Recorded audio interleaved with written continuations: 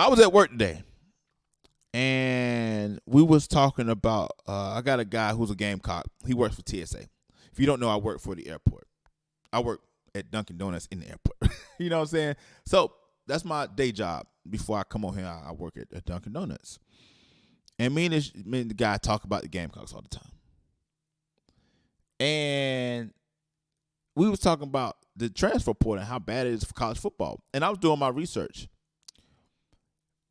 The NCAA needs to do something about the transfer portal because it's not only affecting the product on the field, but it's also affecting high school recruits.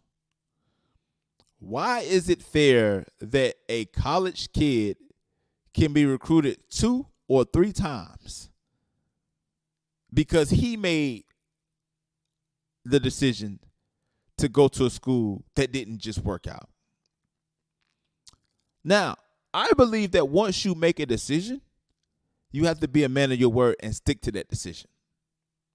If I say I'm going to play for you, if you come into if a coach, because I coach basketball as well, and my son, he's playing basketball as well. Hopefully in the next, 6 to 8 years, he can get a athletic scholarship in basketball.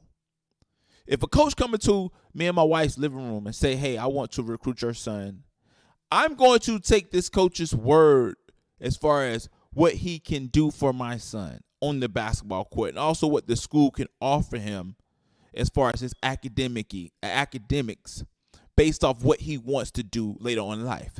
I don't teach NFL, NBA, none of that because nobody knows exactly how or what it takes and could you actually get to that level.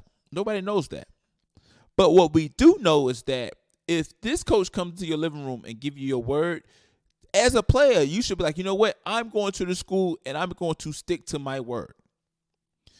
We live in a generation right now where it's the AAU generation. If I don't like the situation, I can bounce around till I find my perfect situation. Newsflash, there's not a perfect situation at all when it comes to life. And you will not find a perfect situation. It doesn't exist. It does not exist. You have to make your perfect situation. Now, there's exceptions to the rule. If your coach comes there and he bounces, listen, all bets are off. And I'm going to talk what Dabo Swinney said. He mentioned a little bit about that earlier. But now a kid that works really hard for 4 years cannot go to the school that he wants to go to because of the simple fact that a guy from Oklahoma wants to transfer to another school. And now the coaches, which are win now mode, we need to feel a need for a running back. Instead of getting this running back in high school, redshirt him, let him get ready, let him get right his sophomore, junior year. It's like I take my chance on the transfer guy. Right?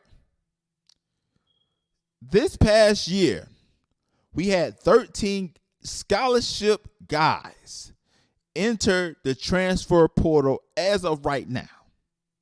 As of this recording, 13 guys that I counted entered the transfer portal. Some of those guys were playmakers. MarShawn Lloyd, Jaheim Bell, RJ Roderick, I put Austin Stockton in there as well. You have other guys that didn't really play that much, but could have made an impact if they would have stayed and fought for their position. Rashod Amos, the running back position is wide open. Grind your way and fight. This is technically your freshman year. You can gain the spot. Most guys don't want to fight. They'd just rather quit. They'd rather be like, you know what, I'll go somewhere else. Now, I do understand if you're not a D1 high major prospect, played mid-major, low major, D2, D3, there's nothing wrong with that. And this is where I think that's going to benefit all of college football is that if a kid get a scholarship early at like a South Carolina State, or Benedict, Newberry, Furman, Wofford, take it. Eric Thomas, I follow him. He says this. He's a motivational speaker. He had this video a long time ago that still resonates in my brain. I meditate on it a lot. He said you got to go where you're celebrated and not tolerated. A lot of these kids wants to go where they're tolerated, and they got schools that wants to feature them. And they're like, no, I'm not going here. I'm not going to South Carolina State because I'm looking for South Carolina. I'm looking for Clemson. I'm looking for UNC. I'm looking for Duke. I'm looking for those type of schools that's going to offer me because I feel like I'm a D1 athlete. Newsflash. There's only a certain amount of people that are D1 athletes. And the level from D1, high major, to the mid to low majors is a very small, climb, steep. From the jump is not that much. A guy that's in D2 or lower level D1 football is not noticeable until you get until you start playing South Carolina versus South Carolina State, until you start seeing like, oh, the skills levels can match up, but this is a whole different ball game, baby. A lot of these guys are hitting the transfer portal even before the season ends. Like, come on, man. Finish the season. They're going out of school. They're enrolling out of school. And guess what? They're going to get picked up. They're going to get picked up. I think that's sad. I think that you should be penalized if you chose the wrong school. Your coach is still there. You should be penalized.